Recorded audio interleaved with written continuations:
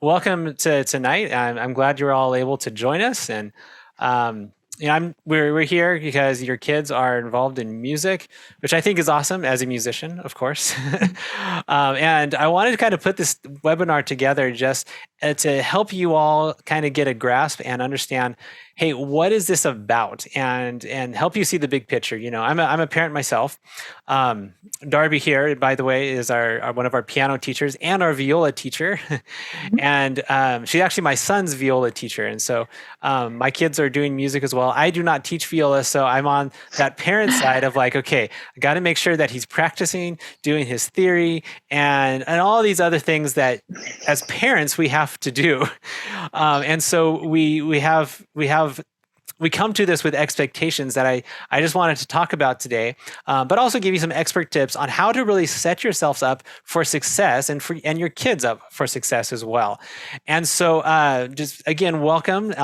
If you do have questions, chime in at any time, or put it in the comments and I'll get to it. And or I set some time aside at the end here. I want to make sure we get this in a half an hour here. And so I do have some slides. So I'm going to share my screen. Well, great. So anyways, these are just some expert tips on to make the most of your child's music education. And my goal tonight, is really to provide to you what I see as a parent as well as a music teacher. I've been teaching music, believe it or not. I know you're going to have a hard time believing this, for over 20 years now. I know I look so young, but it's been over 20 years. And so I've seen all the students. I mean, the students I started off with, I realize now are adults, so like in like early 30s. And I'm like, that's weird to think about, but that's just how it works. And so it's been a long time, and I just wanted to provide some of this expertise here. And so I wanted to start off and just talk a little bit about my own experience, because I grew up taking piano lessons. I started when I was about 6, and then I joined band in 5th grade. I started playing saxophone, and then in junior high, I switched to the French horn. The reason I did that is my dad was actually he is a French horn player. He plays a principal horn for the Claremont Symphony, if they ever can get back together again, and so he was able to teach me, and I could get an instrument from the school and all. And then in high school, I did marching band, and I became the drum major. And then finally in college, because I wanted to focus on piano, but I really wanted to also focus on conducting and leadership in music. And so I went to audition, and I auditioned on piano because there was piano scholarships available, and I got the scholarship. And then I was talking to different people about what I wanted to pursue, and they finally said, you know what, if you play any other instruments, you should join the orchestra. And so I said, well, I can kind of play the French horn, and so that it was just a great opportunity for me there. But recently, my high school band director, this is his last year that he's going to be a teacher, and he's retiring after this year. It's oops, I just realized that happened there. Sorry about that. He asked different students that he's still connected with to write kind of like a little biography on how music impacted their life. And I did it, and I talked about what he did as a teacher, but you know what I really ended up talking about, and pretty much every other student talks about as well, is whether they're have a career in music or something completely different, which most of them are completely different. It's how the disciplines and the involvement and the activity dramatically affected their life in such good ways. And so, I am a personal testimony to that too. I entered high school and I was shy and timid. I didn't think I really had much talent.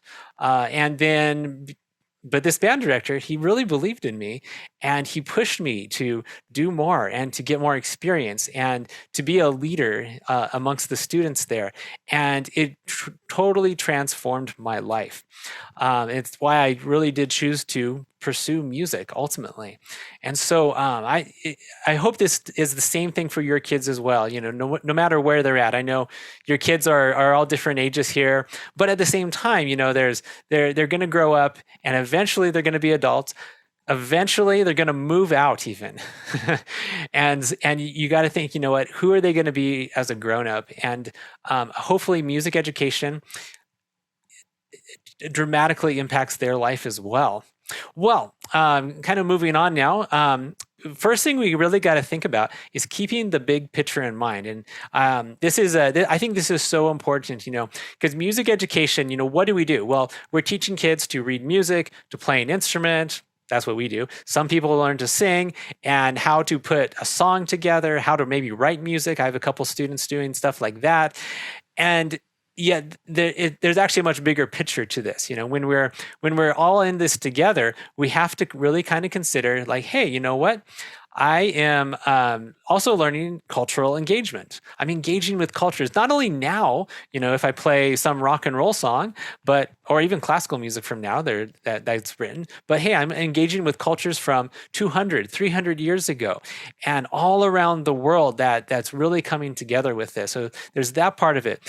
Furthermore, music, and I think this is one of the reasons that my band director, everyone is showing their success stories, even though they're in different realms, is that you build skilled discipline.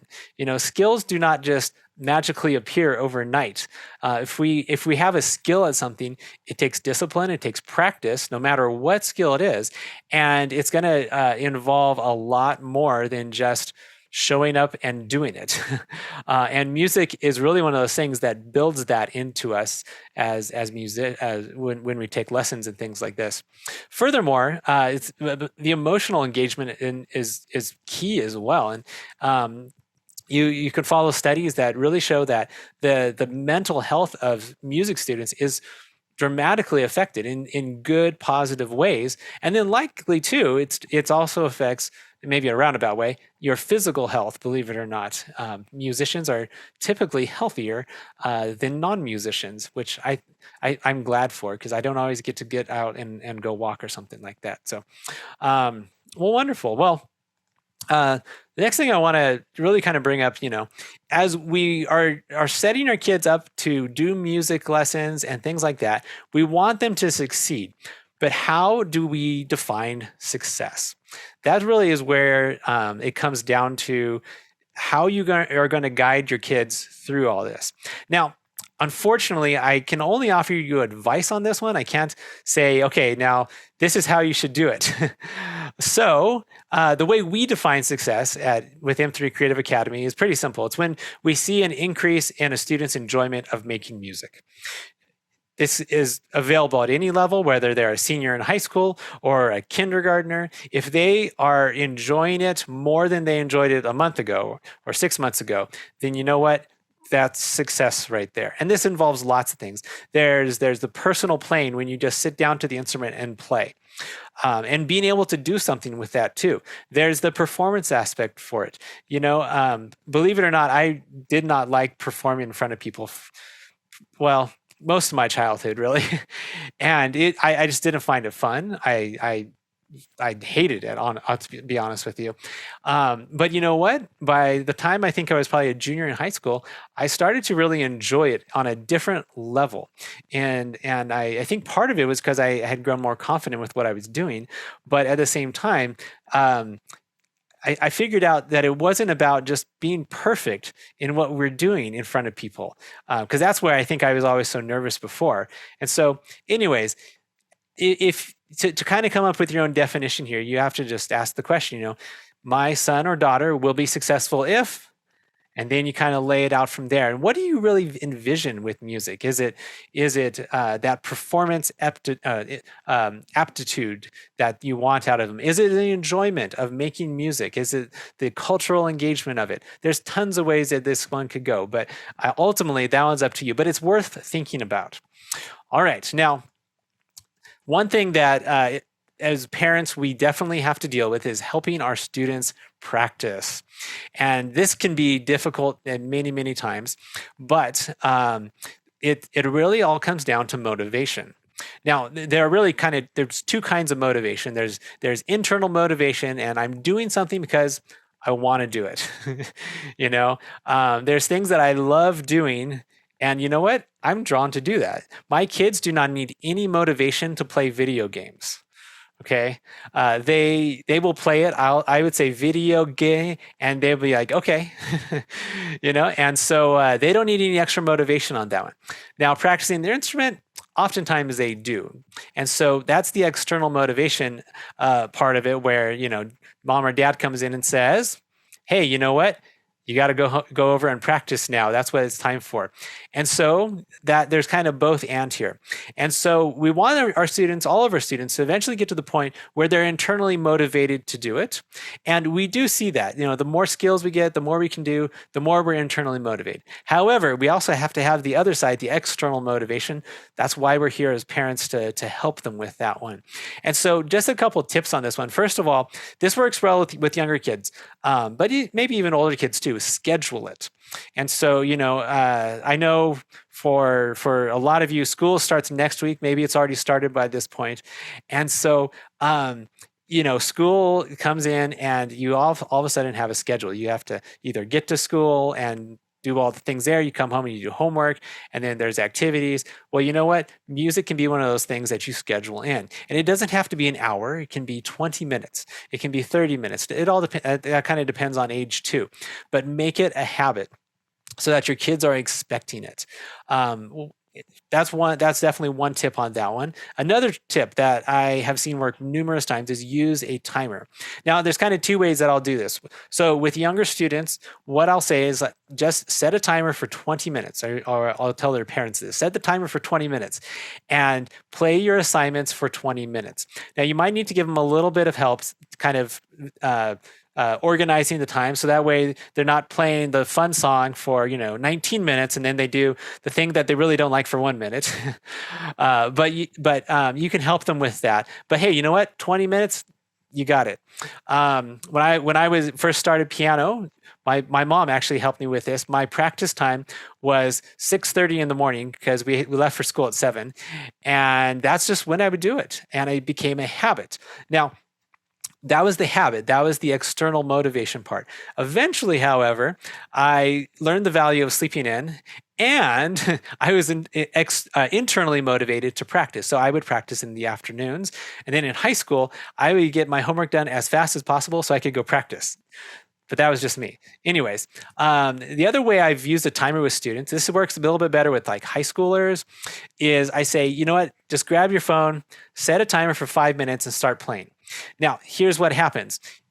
Timer's up at 5 minutes. You can put it aside, do something else. Or you know what you can do? You can be like, hey, you know what? I'm interested in this now. And you can keep going. And I actually find that most students with that 5-minute rule, they say, yeah, I actually kept going because all of a sudden it was relaxing or it was fun. It was just enough time to kind of get into it. It's like picking up a novel or something, and you don't really get into the book until like the 5th chapter or something like that, but then you can't put it down, right? And so that's kind of the idea with that one. Third thing, be goal-oriented in practice. As teachers, we try to set goals for practice in our videos or through the lessons. And so it's not like just, here's this Mozart piece, learn it. We say, okay, let's work on these 8 measures this week. Let's see if you can do right hand 5 times, left hand 5 times, something like that. So that way there's kind of an end in sight in how do we accomplish the task at hand. Because you know what, there's a task at hand. And so it's not this broad reaching thing where we don't really know exactly what to do when we practice except play. But instead, we're going to do 5 times on the right hand. And we're going to make sure we get the legato in there. We're going to make sure we get the dynamics in there. All those things are goals that you can kind of work into the practice time. And we'll do our parts as teachers too in kind of guiding them along the way. Last thing, of course, use the videos. Part of our system here, we meet live on Zoom, and then we come together through the videos that we'll make afterwards to kind of coach your kids throughout their practice time. And I hope that they're always helpful for you. Sometimes, as your students get a little bit older, they're a little bit less defined, I guess. When they're young, yeah, we can make those super defined in just exactly what to do. As they get older, they need a little bit more time to kind of play and explore. But hey, we still give a lot of guidance with those videos. So do use the videos. They're there to help you help your kids practice. Okay, Darby, any thoughts on practicing, or anybody else? Any questions? Yeah, I love that 5 minute idea because I think just saying, okay, if you've got an overwhelming amount of stuff on your schedule, just what can you do in 5 minutes? And then as you said, likely that interest will be peaked and they'll want to continue. But I love that, like, even if you just got a few minutes, you can play that scale quite a few times. It's just a few minutes. So I love that. Yeah, very true. Yes, very true. All right. Well, wonderful. Anybody else have any questions? Or I don't see my chat here. Let me. Oh, no one's written anything in the chat. Okay. Wonderful. We'll have some time at the end too here. Well, the next thing I really want to talk about, and this happens to everybody, is what happens when practice gets frustrating. And this happens to everyone at some point who is a musician. And I can attest that I have thrown many a book across the room because I was so tired of a song. So I know there's probably some dents in my wall at my parents' house, but they're repainting, so maybe they've patched them by now. And I think we can all get that sense, where we're trying to build this discipline in our life, and yet it's just not happening at some point.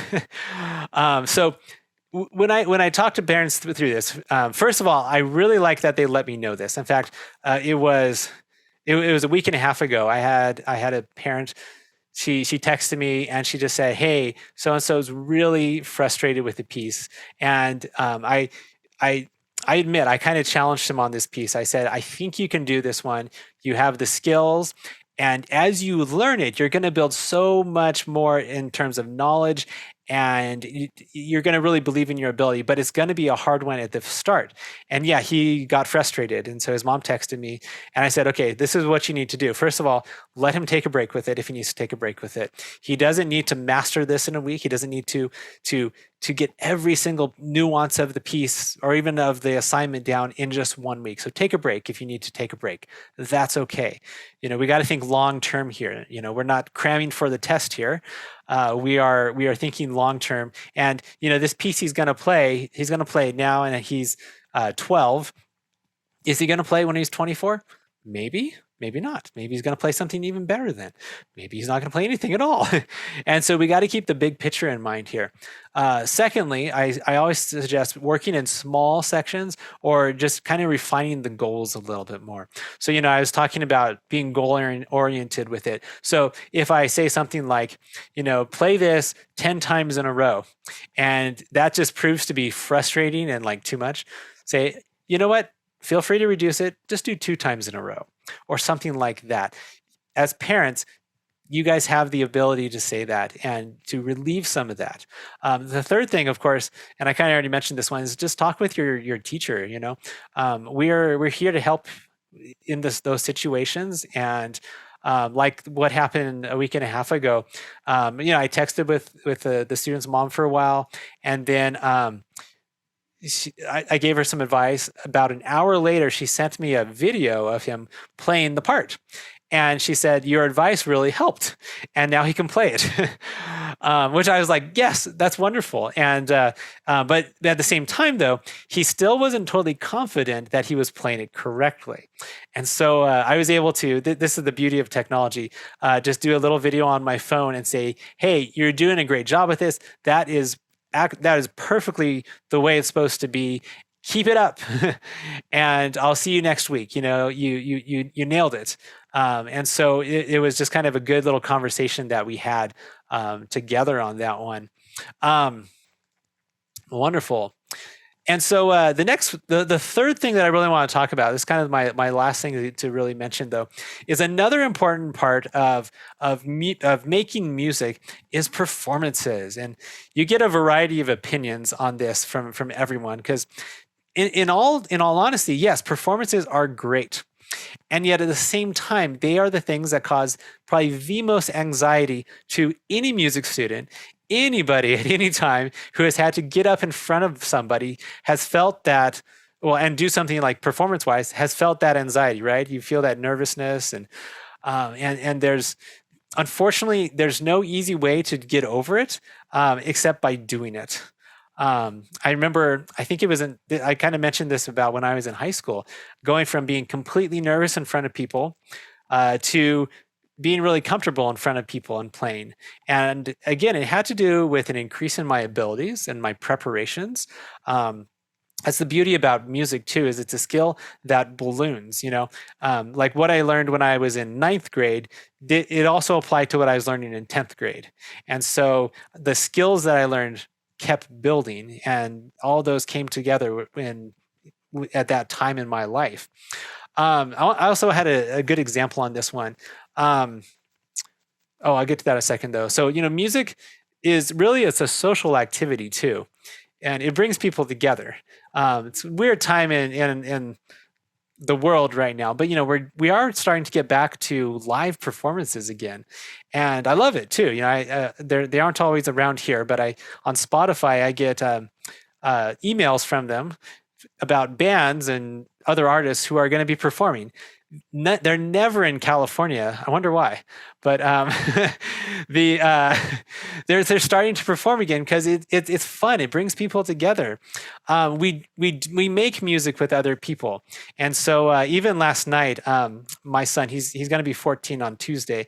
He has been invited to play on the worship team at our church for his viola. And so I took him to rehearsal last night, and I wasn't even playing, but he was. And he was goofing around and joking and having a great time with other musicians. And I thought, yes, this is exactly what music is about.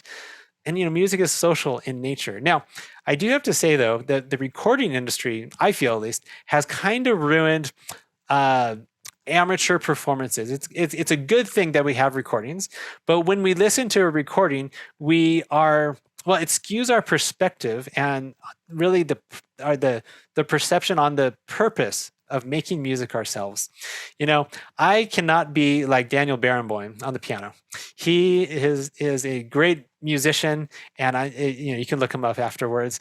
And he has huge hands. They can reach, I think, a tenth. I can barely get a ninth, and I just cannot play like him. And so, what is the point of me playing Beethoven's sonata versus just listening to him play a Beethoven sonata? Well, think about it this way. If you go to historical sites, this is out west here, and if you go to historical sites, they often have what? A piano in their house, don't they? There's one that I can think of in Pico Rivera. It's the Pio Pico house. He was the last governor of Alta California when it was in Mexico. And there's really not much left there except some old furniture and a piano. And I thought this piano probably dates back to like the mid 1800s. I mean, we're talking like what, 1840s, 1850s, something like that. And so how did they, first of all, get the piano there? Well, they either brought it out on a covered wagon, a train, which is still a hard, arduous journey, or a ship. And then they had to take it from the harbor to the house. It was that important that they had a piano at the house. It was a source of entertainment. It was deemed so important that they would go to such lengths to get it there. Think of it in another way. You probably are at least familiar with Scott Joplin's Maple Leaf Rag, okay? Now, you can go get a recording of it nowadays, of course, but Scott Joplin, he was set for life. The majority of his income for his entire adult life was from selling sheet music to the song. That was before the recording industry, to where, you could start getting some recordings, but it was the sheet music. Everybody wanted to play it. Now, nobody, I'm sure, could play it quite as well as Scott Joplin. He was a virtuoso. He liked playing it fast. He liked showing off. And you know what? Everybody else tried to play it, and they had a good time with it. And we got to shift our perspective back towards live, and you can even say amateur performances. And so the point is not to come in and have this work of perfection that has, all the bells and whistles in it, but we want to do something where we share music that we enjoy with other people because it's fun. And so, I of course, I invite you all to participate in our studio's performance opportunities. We have our recitals. So we have our costume recital in October. We have our big spring recital in April. We'll have studio nights where it's kind of like this on Zoom, where it's just the students and us. Parents are, you can watch over the shoulder too. We have master classes. Last year we did our Bach-a-thon, which I thought was an amazing idea. And this year we're going to do it again, but not with Bach. We're going to do, I'm calling it movie theme mania. So you can learn a movie theme, do some Star Wars or whatever, and everybody loves playing movie music. And so it's just fun. It's easy to take part in. It's social, and it hopefully increases that enjoyment of making music. So the last thing I really want to mention, have fun and build memories. That's really, as parents, what I feel like we need to do with music education for our kids. We can all have dreams like, oh yeah, someday they're going to be headlining the, at the Hollywood Bowl or something like that. But you know what? How about we let them have fun with it and build memories with it too? Even now, so they look back and they say, hey, you know what? I remember this time I was 12 and I played this song and I performed it and I had a great time. And they'll look back on it with really, really good memories. So, well, that's pretty much all I have to say now. I shared one of my stories about the benefits of music education, and I asked Darby to share one of hers too. So I'll turn it over. Yeah, I mean, I could share a lot. I mean, one of the ways music has impacted my life, for example, is that I met my husband through music lessons. We had the same piano teacher. So, I mean, you never know where it's going to lead. But I've been thinking today about just how music lessons and performing music and practicing music has shaped me as a whole person and shaped me emotionally. And it's really been a safe place for me to process and work through so many emotions. And one of the things that I think about is like in college, when I had, a rough day or, something was really heavy on my mind or just struggling to get through those heavy course loads. I remember those were the times that I just always went to practice my Bach first. Because in Bach and then that complex beauty in his pieces, you can just really see there is something right in the world. There is something reliable, and it's just always there. And there's something good that is just always there for you to go to. And so that was really helpful for me. And then in performing Chopin, you can see such a wide range of emotions in just mere minutes. In two chords, he'll take you from intense sorrow to just ecstatic joy. So it was a great place to learn to express those emotions. And as an introvert, especially too, it was a safe way to just let myself feel all the feels, and to really process through those things. So now, even if I'm not playing the music myself, I've right now, like my big thing when I need a sense of calm is Renaissance choral music. And just at that same time, you get that deep sorrow with that deep joy in that music, just those soaring melodies. So it's been really helpful for me as for me as a whole person and think through all aspects of life. But yeah, music education has really, really shaped every aspect of my life. Mm-hmm. Yeah, wonderful. Thanks so much. So wonderful. Well, if you have any questions, feel free to formulate them right now. I did promise some giveaways, didn't I? And so I have two things to give away. And so I'm going to share my screen again so you can see what I'm looking at. The first one is a timer. I thought this was perfect. So I was talking about setting a timer, right? Well, this one's even better because you can see it even a little bit better than like on a phone. It's an hourglass, but it's a 20-minute hourglass. And so I thought this was perfect for us. And so I wanted to give one of these away to help you all, help your kids practice. So I'm going to flip over here. This is my wheel here, and I have your names on it. So I have Farah and Hattie and Jack. And so shall we spin it? All right.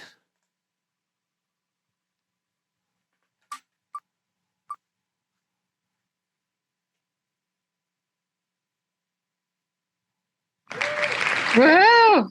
Hey, congratulations. Wonderful. And so, well, congratulations. And I hope that hourglass will help you all with practice here. Maybe send me just a message through the chat with your address so I can have it shipped to you.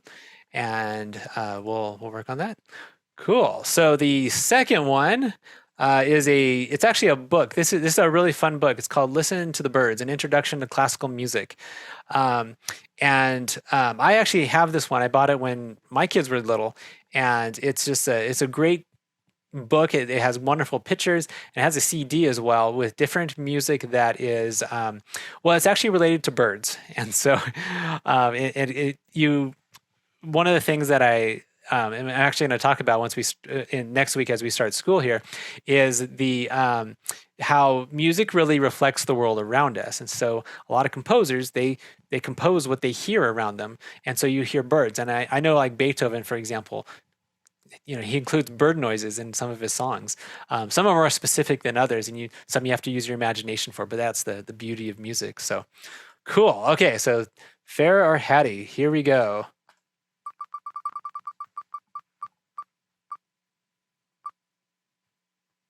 Oh, looks like it's going to be Hattie. All right.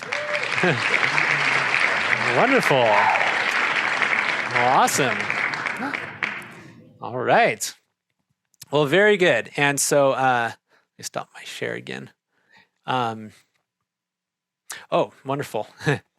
So, okay. So, yeah, Hattie, maybe you can send me your address too. I think I actually have yours from last year. No, I don't. That was a digital one. So, yeah, send me your mailing address as well. And wonderful. Does anybody have any questions? You can either put it in the chat or just unmute yourself and speak up.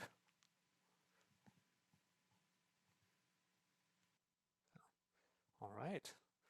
Well, wonderful. Well, I'm going to take that as a no questions.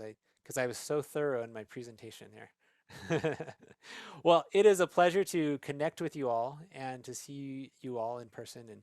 And again, we are here to help you with your child's music education. We want to encourage you. We want to be a resource for you. So anything at all, you can get in touch with me directly, Matt at m3creativeacademy.com, or Darby at m3creativeacademy.com, or Lisa or Kara as well. Just first name and then their